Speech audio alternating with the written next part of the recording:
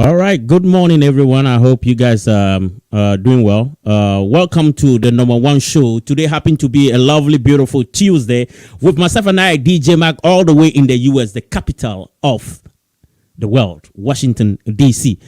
Today, I have a very strong message, a very, very strong one. Of course, we're going to be talking about the IMF deal, the silence about the silence of NDC vis-a-vis the IMF deal and its implications to Ghana economy. You know, there's something I always say. If NDC really want to win this coming election in 2024, they have to be vocal. They have to, the population know what is going on with our economy. They have to, people know that we are really suffering and they are the alternative. They have to, people know that, you know, this current government is not helping Ghana. But they cannot just be silent over this. And I'm really blaming the NDC right now for being so silent. They are not educating the population about this IMF deal, which is a deal, which is a killer deal. Let me put it that way. This is a killer deal. This is killing people. This is a deal that is really transforming life in a very harsh manner. It's transforming life in a very harsh manner. People are hungry. People cannot eat. And if you look at the conditions in this IMF deal, you ask yourself, what is our dignity as a country? With all the goals that we have, with the cocoa, with all the natural resources that we have, we are still suffering as a nation. That's the question. What is going on? Now, I'm not going to waste too much time. Let's go deep into the topic of today. As you know, almost a month ago, right, we signed an IMF deal that we need, I believe, $3 billion from IMF to help our country, to help our economy to grow. Because right now we are in a financial difficulties. So we need help, or else the Ghana economy going to collapse. So we went to the IMF and we secured the $3 billion from the IMF. Now, 2 weeks ago, I believe we got $600 million of that $3 billion. And we are expecting another 600 million to come in November, right? So we all agree on that. Now, one thing really shocked me is that after securing the deal, we have seen the MPP folks jubilating and saying that they have achieved a record. Like the government have secured the IMF loan in a very fast manner that it has never been done before. The speed at which they were able to secure this IMF loan shows that they are competent. And I'm here asking myself, these are the same people who went after John Mahama in 2015 when he went to secure an IMF loan. They said, as for them, they will never go to the IMF today or tomorrow. That JM is incompetent, is unworthy to be the president of Ghana. That's what they said. And today they are celebrating mediocrity. They are celebrating poor governance. They are celebrating things that's not supposed to be celebrated. Do you understand that? And what is shocking me at this point is that NDC is so quiet about all this. JM told us that as for 2024, they're going to match the MPP boot by boot. From my understanding, from where I am, when you say boot by boot, is that if you insult me, I'll insult you. If you insult me, I insult you. If you attack me, I will attack you. But what is happening with the NDC? the communicators of NDC are just silent. They are being dragged in the mud and they are not saying anything. Can the NDC really win power by being silent? Because they have to convince the voters. They have to tell the population why they should vote for them. They have to make sure they sound it well for them to know that this government in power is not favoring the Ghanaians. They have to make it loud and clear. But what do we see today? The NDC is just silent. See how in opposition in 2015, when JM went to secure this IMF loan, see the sort of what will I say? The sort of words, the sort of communication made by these NPP folks like Gabi, Kojo Ponokruma. What did they say? Do you want me to refresh your memories about what they said? We will not go to the IMF today. We will not go tomorrow. This president is incompetent. The incompetent John Mahama. Why do we go to the IMF? If you go to the IMF, it shows that you don't know anything. But today, they went to the IMF and celebrating that they are the government that have secure IMF deal in a very fast manner. Let me tell you, the only reason that Ghana got this IMF loan so quick is that the West, the World Bank, the IMF, they always want to use Ghana as a role model. Like, Ghana is an example to the world. Example to the world. So they will not allow Ghana to fail as economy, whether it's NDCs or NPP. The IMF and the World Bank want to use Ghana as a model. That's why we're able to secure this loan so quickly. It's not because you have done anything extraordinary. It's because we are the favorite child of those Western world. Because we are the favorite child of the World Bank and the IMF. That's why we're able to get this. Apart from that, there's nothing special about achievement. And what kind of achievement is this? Before I go back to the content of this deal, how bad this deal is, I want you to listen. I want you to refresh your memory. Let's go back to what the NPP folks were saying when the NDC in 2015, they went for the IMF loan. Let's all listen. Let me play it. First of all, how many countries are currently receiving IMF bailout? And why are they doing so? And these are countries that have failed in managing their finances. I think that's how you have to look at it. We went, because the bottom line, we are going to the IMF because we have been reckless. We have been to the point of even what one could allege criminality in some regard. Notice government has been overborrowing from the central bank, and beyond that, we are having issues as we speak. This year so far, the CD is the worst performing currency in Africa. This year so far, so really the idea is to see how that can help pop it up. We need the IMF because we have lacked discipline in solving our own issues, but the money from the IMF, I'm not too sure how far that will go in resolving the issues. Because me, myself, right now, the 3 billion we are getting, I want to return it to you. I don't know how far that money can help us to go. My producer, I don't even know. Because what he said, oh, CD was the worst currency. Hey, during NPP time, we have seen worse. So.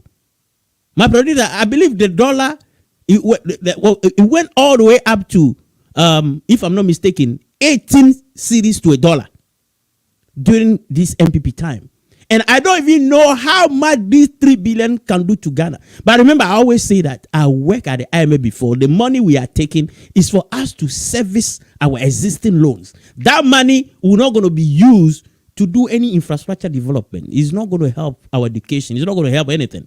So let's be honest. These 3 billion, I'm not sure it's going to help us. Don't forget, 2 years ago, we went to the Eurobond to borrow 1 billion. We still had issues.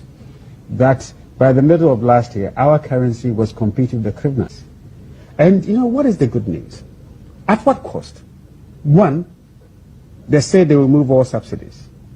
Whether the subsidies are targeted at the poor or not, those subsidies are going. IMF are not necessarily interested in economic growth. IMF, but you guys went have there. never been to, as it were, help you create jobs. It is to make sure that, look, you can pay your debts. Okay. Okay?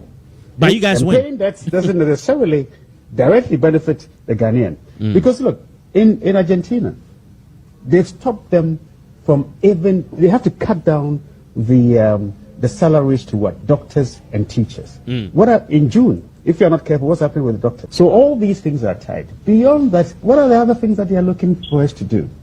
They're also saying that there should be, government should do what they call right-sizing. You know, now they use terms. It's really downsizing or just laying people off. But now they say right-sizing because they feel that the size is not right. So lay people off. But clearly, it is not going to happen. Workers are going to suffer, and they're not going to suffer because the IMF says so. Okay. They are going to suffer because we have been reckless in how we spend the money that we've been getting. Right. Because look, bottom line, my brother, over the last 6 years alone, revenues from gold, it's been double what it was. You know, so at the So what Gabi just said, all that the IMF is not good and all that is not going to help the country and all that, but but surprisingly, the MPP also went to the IMF. But you see, the media is so silent about it. You know why the media is silent about it? Because they are working for the government. Because we have a lot of stomach journalists in Ghana. Omar Hene and co, Paul and co. They are in the pocket of the MPP. So they will not come out to educate the population, the Ghanaians, about this IMF deal.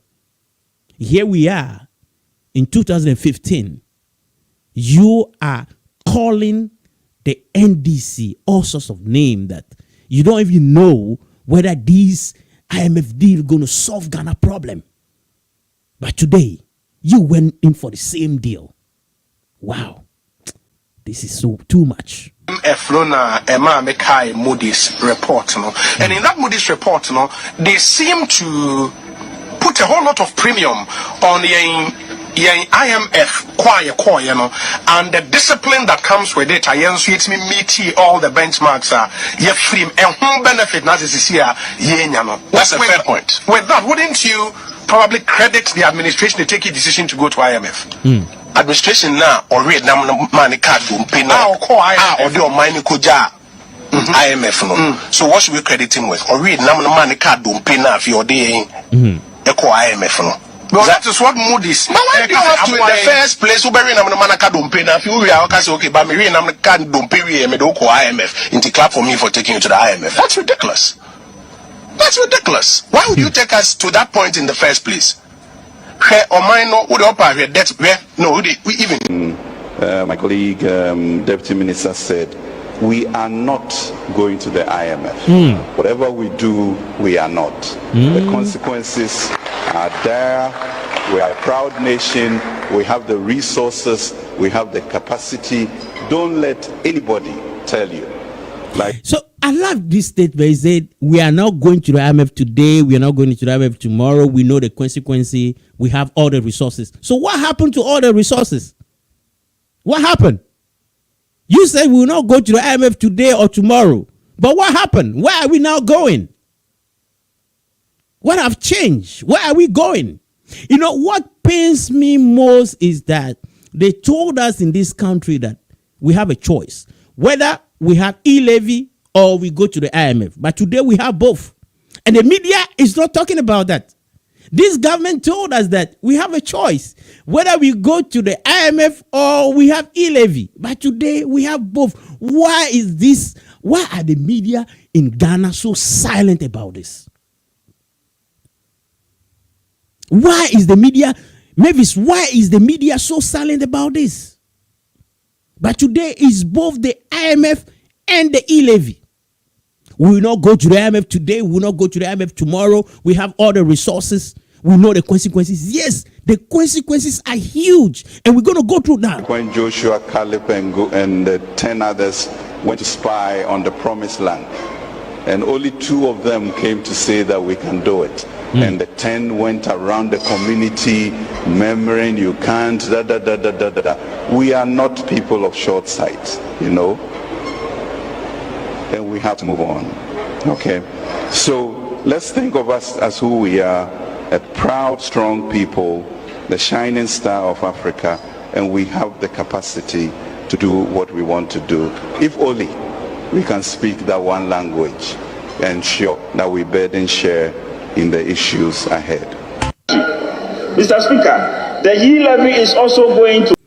So that's why I'm going to stop it right there. You see the irony? The MPP in opposition, they were shouting that the IMF is no good. We don't have to go to the IMF because the consequences are great. But today, they are celebrating going to the IMF. You see, oh my goodness, sometimes I don't have the words to express myself because I am so ashamed of this government. You are putting a hardship on Ghanaians, and you know the NDC too, they are not doing anything. They are not coming up to talk about this. They are too silent about this. They are not telling the Ghanaians what they're going to go through because the deal that they are having, these deals are the worst deal I can ever talk about. Why am I saying this? In front of me, these deals have 5 components, and I'm going to tackle them one by one for you. The first one is no salary increment till 2026, meaning that under this IMF deal, the government cannot increase the salaries of workers. And we know today the minimum wage in Ghana is 14 cedis. The question is, what can you do? What can you afford with 14 cedis? So with this deal, IMF deal, we cannot increase salaries. So workers are going to suffer. Ghanaians will go through hardship till 2026. This is what this deal is bringing us. The salary will not increase. Another thing is that they will say there will be increase in tariff. So water bill, electricity bill will increase every 3 months. That is the deal. Just imagine for a second. Every 3 months, your electricity bill, your water bill will go up. You as an individual, you're going to find it so hard to live in Ghana. Not only that, just imagine the cost for businesses. So that means the cost of doing business in Ghana will go high. What will happen to those businesses? They will close down. If they close down, what happened? People will lose their job. This government is not looking at all that. They are so desperate to get the 3 billion, they are ready to sign anything else. They are ready to sign anything to just get those 3 billion. So tariff will go up. Stephen Asante, we Ghanaians are going to suffer more.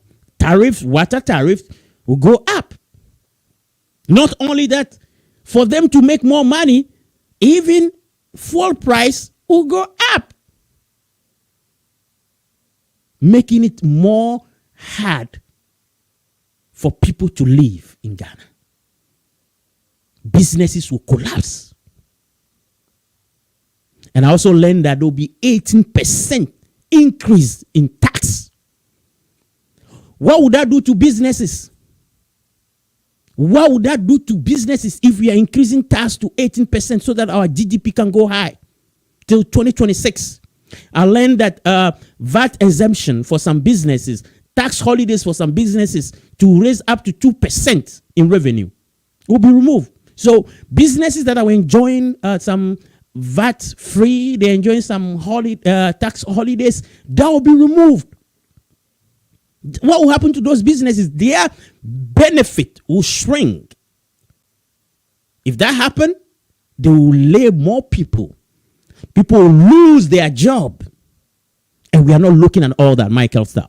We are not looking at all that. We went to sign a deal that will put constraint on Ghanaians. A deal that will make Ghanaians to suffer. A deal that will make life impossible to Ghanaians.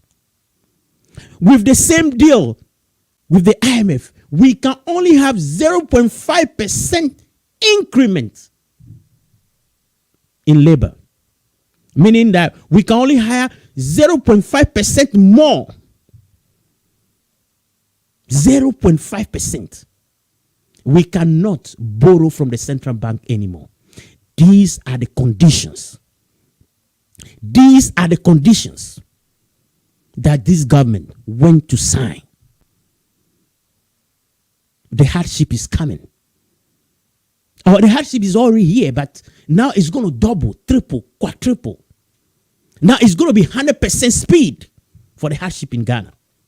And this government, they told us that the resources are here. They're not going to go to the IMF today. They're not going to the IMF tomorrow. But today they went to the IMF, and we also have the e-levy. And NDC is quiet about this. Aristides, the NDC is quiet about this. Asana Fuseni, I'm telling you, the NDC is just quiet. They are not communicating on this. They are not talking to Ghanaians to let them know what is coming. It's pathetic.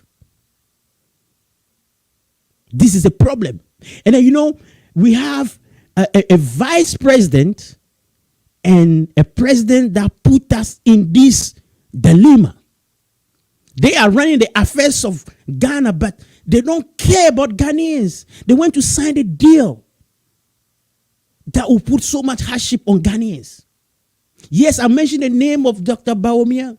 He is part of this deal. You know, the man has never openly commented about this IMF deal. But I can tell you that he was part of this deal from day one. If you look at official documentation of this IMF deal, from meetings that they have in Accra, from September to Washington, D.C. in October and all that, that's the name of our vice president who was part of all this discussion in red for you. Oh no, this man is not commenting in this IMF. He is part of the problem. Nanado and his vice, Dr. Bawumia, are the people who are actually putting this hardship in Ghana right now.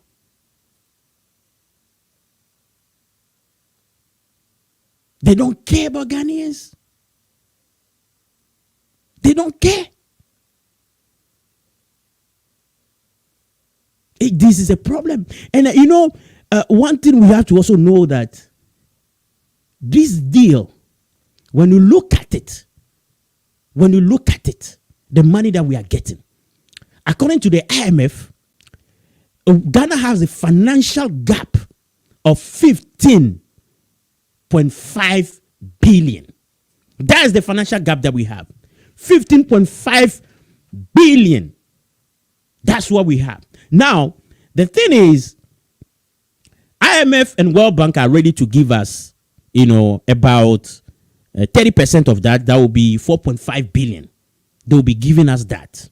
Now, the rest, right, which is the 70%, which is about 10.5 billion, we're supposed to get that money from savings gain from external debt restructuring. That's what we're supposed to get those money from. So technically, Ghana have to get about 2.6 billion from its external debt restructuring. And that is difficult to do. And I'll tell you why. Other countries like Zambia have been there. They are not able to resolve this issue. What is happening that this debt we need to restructure from our external creditors, right? We need to save some money every year, about 2.6 billion from those restructuring, giving us an amount of 10.5 billion. It's going to be so difficult because we're going to be under what? The G20 common framework, which is just like the 20 powerful countries in terms of economy that came together in 2020 to form that. So this means that you have Paris Club of creditors like Japan, France, Israel, you know, and on the other hand, you have China. They have to come to an agreement to say that, you know what, with what Ghana owe us, we're going to restructure that debt. maybe we'll be willing to forgive them some of the debt. We'll be willing to defer some of the payment. The question is, will all those parties really agree to do that? Because right now we are leaving our fate in the hands of those, right? Of those people to decide the fate of Ghana. If we don't reach an agreement with them, we're going to start defaulting our loan. Now, our president Nana Addo told us that he has no issue to have China involved in Ghana economy, that he doesn't have any problem. But you remember some time ago, there's a country who defaulted on loan from China and they took over their airport. And we Ghanaians felt like that is a very remote case from us. But today, that could also happen to us. Because if an agreement is not reached between those countries, what's going to happen to us? If those multilateral doesn't agree to come together to give us a deal, what's going to happen? Because what I know is that China and those part of the IMF and World Bank always have a disagreement. The disagreement is this. They don't agree that the money borrowed by states in terms of the IMF, the World Bank, should be part of the debt restructuring. They don't agree. They feel like, the loans that you get through those IMF and World Bank are top. They are lenders of last resort. So they are more powerful than any money that you get or loan that you get from maybe other governments, commercial bond, or private loans. They are more powerful than that. So their money shouldn't be part of the financial restructuring or the debt restructuring. That's their belief. But China will not agree, because China will say that if I have to defer my payment, if I have to give some loan forgiveness, then you also have to do the same. And Zambia went in for the same deal with the G20. It didn't work out. So the probability for that of Ghana to work is so low. It's like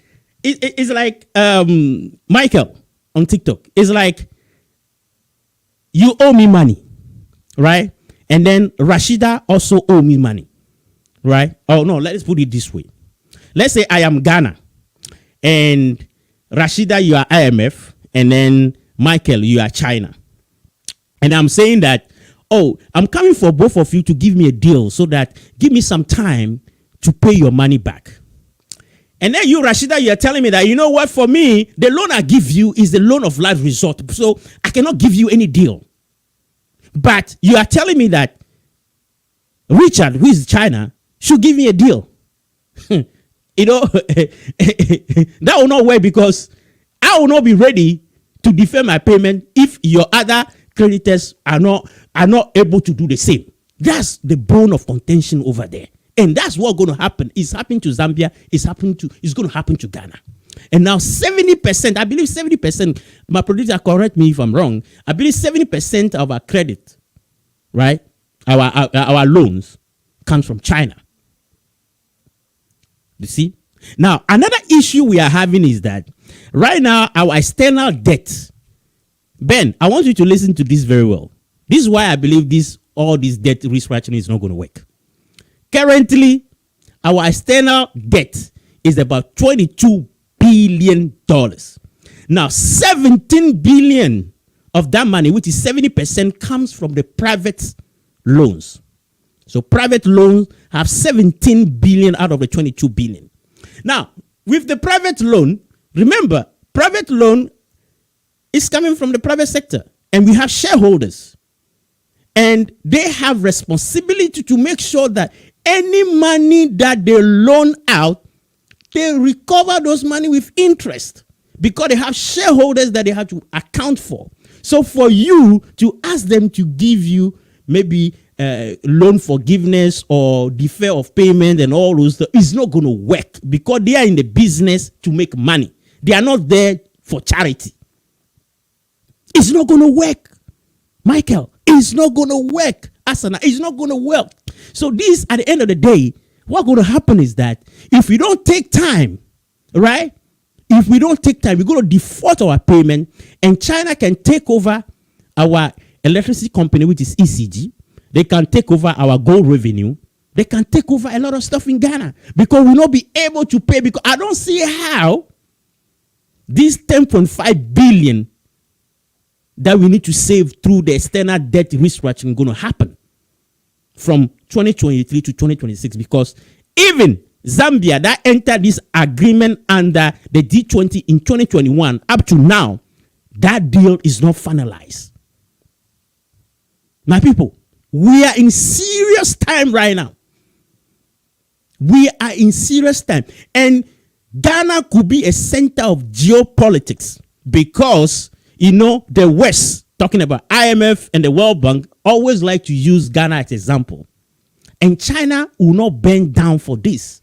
They will say, if the IMF and the World Bank are not ready to make their loan part of the debt restructuring, they will not also be able or ready to do anything. Yeah.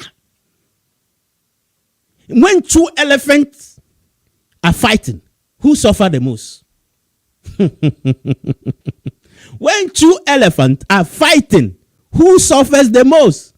Ben, tell me. We are in deep crisis right now. We are in deep crisis. I'm telling you, we are in deep crisis. Only God can save us.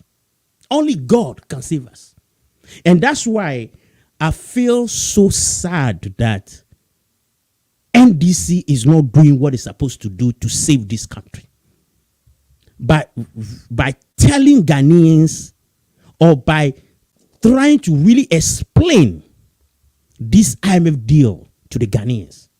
Because if you really want Ghanaians to vote for you, you have to let them know what is happening now. You need to convince them. And I feel like the NDC is not supporting JM to send that message to the Ghanaians. NDC need to do better.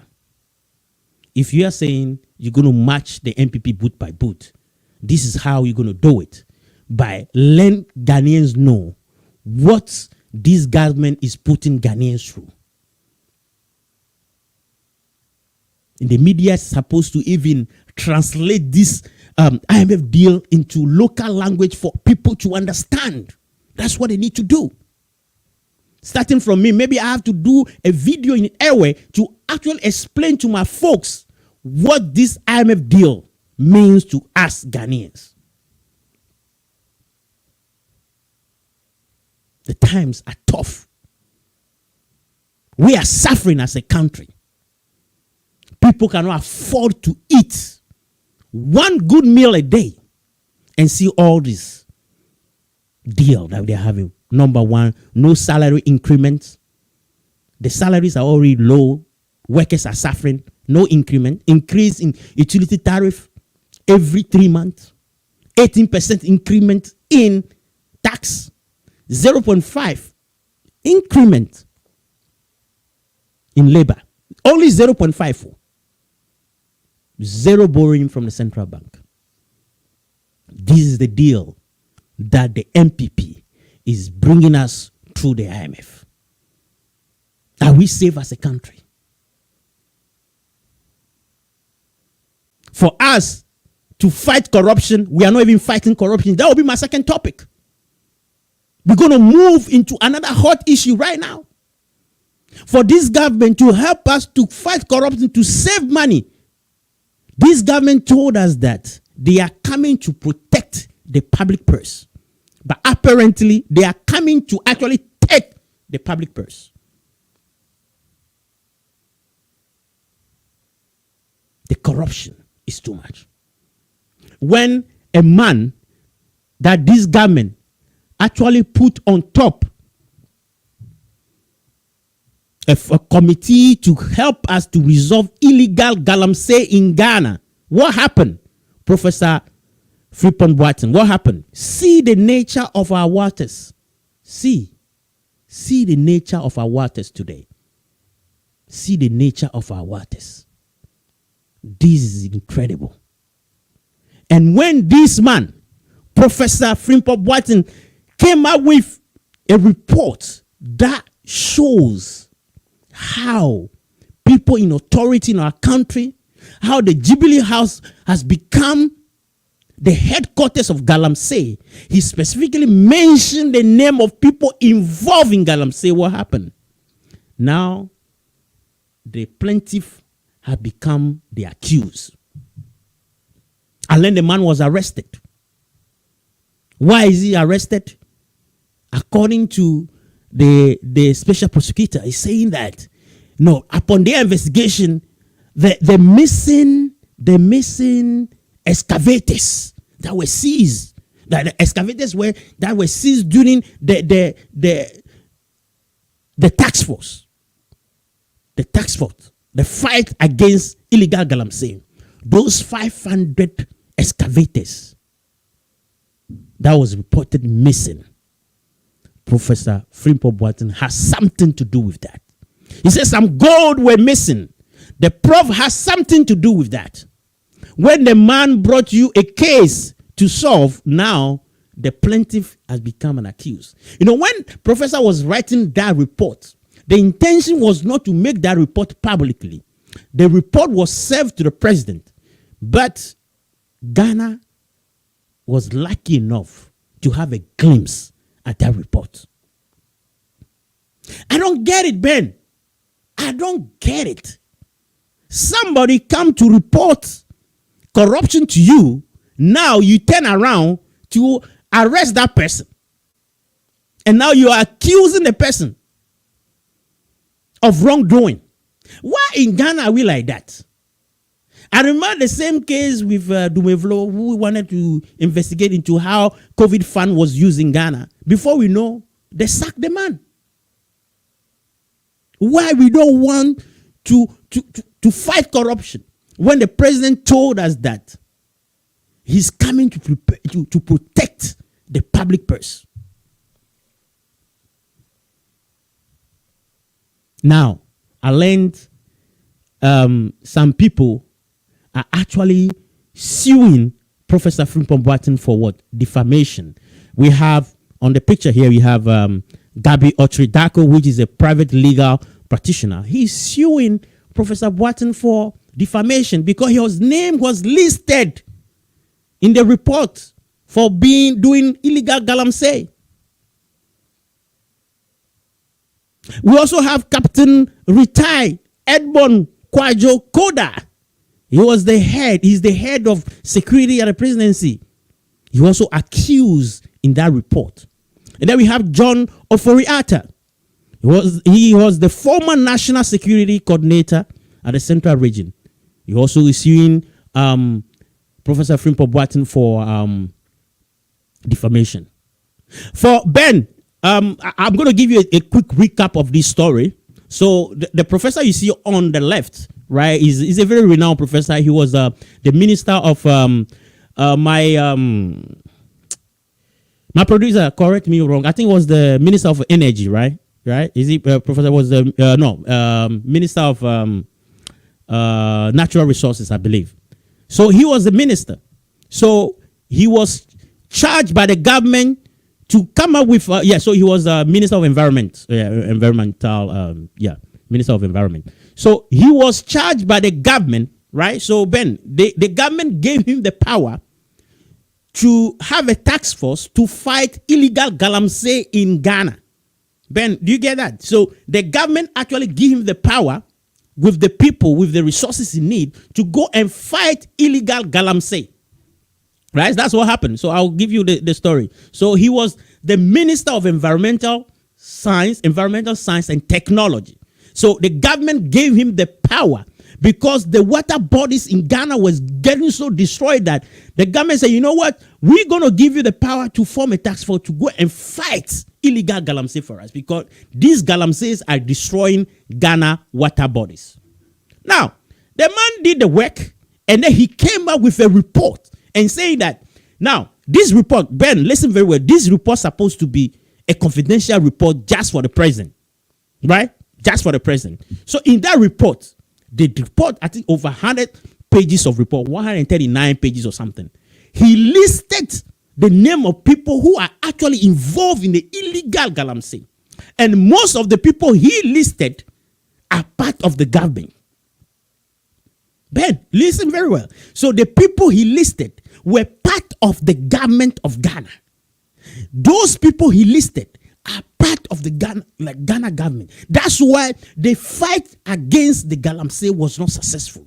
Because when they go to site, illegal site, to fight the people, Ben, you know what happened? When the soldiers get to the site, then the people on the side will take their phone and call somebody, and before you know, the soldiers who came to fight the illegal galamsey people will have to leave because order from the above. So this man wrote the report and mentioned everything in detail. God being so good, the report was leaked in the media. Although the media did not want to talk about it because some of the media houses in Ghana are being paid by the ruling party. But somehow, somewhat, we're able to really fight them back. Now, for you to actually investigate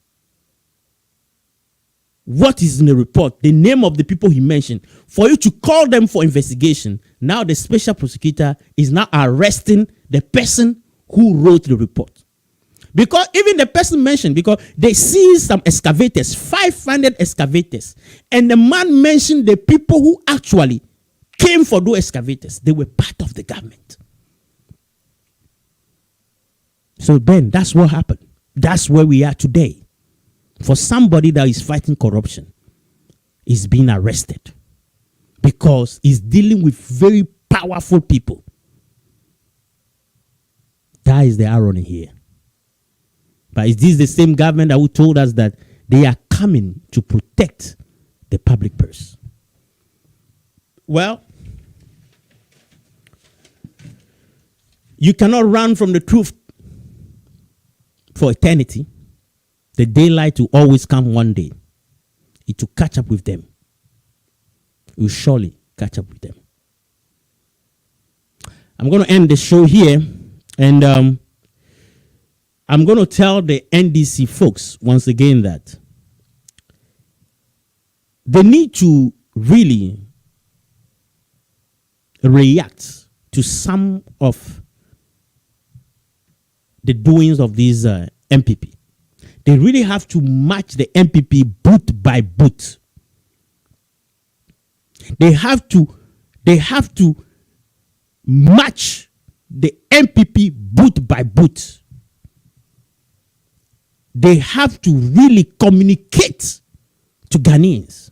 Because if they really want Ghanaians to vote for them, they have to convince them. This IMF deal, they have to break it down to Ghanaians.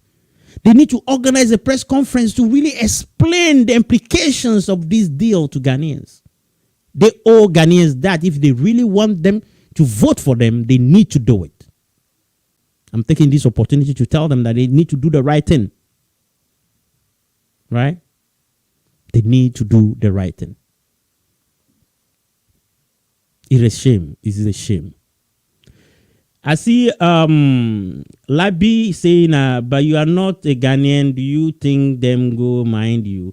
No, you see, Labi, I understand you. But who tells you I'm not a Ghanaian? Now, even if I'm not a Ghanaian, let me ask you this question. People always say that, oh, why are you saying this? You're not a Ghanaian. I just laugh. And I ask myself, CNN, right? TV5 from France, Telemundo, Al Jazeera. Are those journalists talking about Ghana? Are they Ghanaians? This is one question I don't know why people are always quick to react to that. Right? So remember, this is the station. This is the radio station, Kiss FM. So it doesn't mean that I'm only going to talk about things that concern my country. No. So if you go to CNN, you go to BBC, they don't just talk about, CNN does not just talk about America, right? BBC doesn't just talk about UK. I am a journalist. I'm free to talk about any country I want to talk about.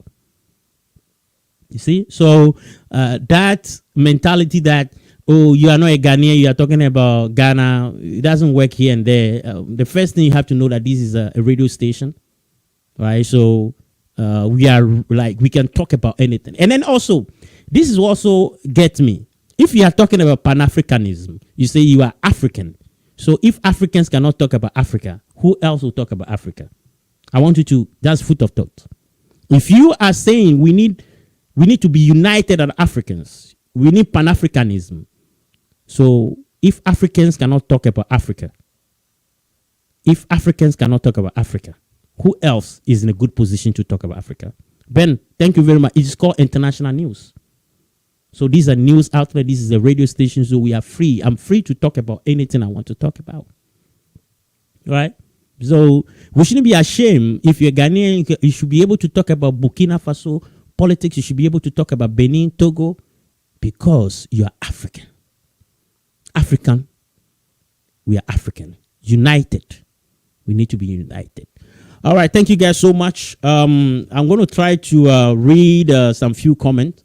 Let's say Henry Berima Bempa say, but the president in this last COVID address to the nation told us clearly that the IMF money will not solve our situation entirely. Maybe that's what you want to say.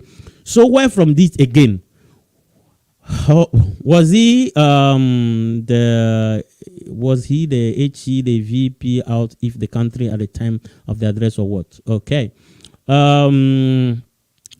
Let's see. Asana Fuseni say this man is just a shameless someone who vehemently spoke against IMF deal and said we have the money sitting at the Bank of Ghana, is now here telling us that to clap for him because they have taken us to the IMF. Well, someone like this want to become president and we have people supporting. Yeah. Okay, we have Edna Fori that says gold for oil assumption and IMF deal are going opposite direction. What a pity. Electro tariff to increase quarterly. Yeah, electricity tariff to increase quarterly. Yeah, that's the deal right now. We have Farida that is saying we have independence since 1957, but we keep on doing the same thing. These politicians, especially the government, have taken us for granted on many occasions. Is there hope for this country after all he said and done with this IMF? Yeah.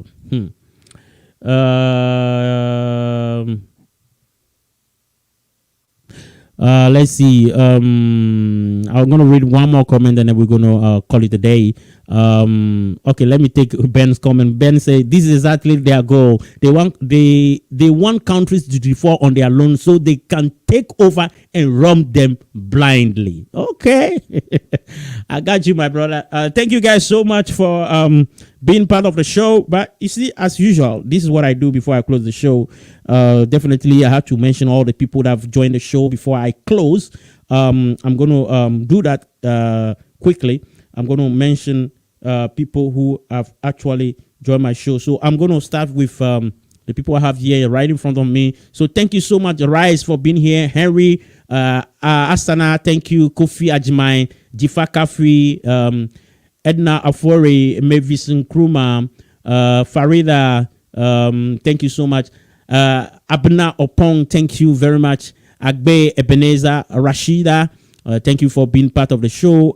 Adela Kun, thank you very much for being part of the show. Ben, thank you for being here. Thank you so much. Michael and Labi on TikTok, thank you so much for being part of the show.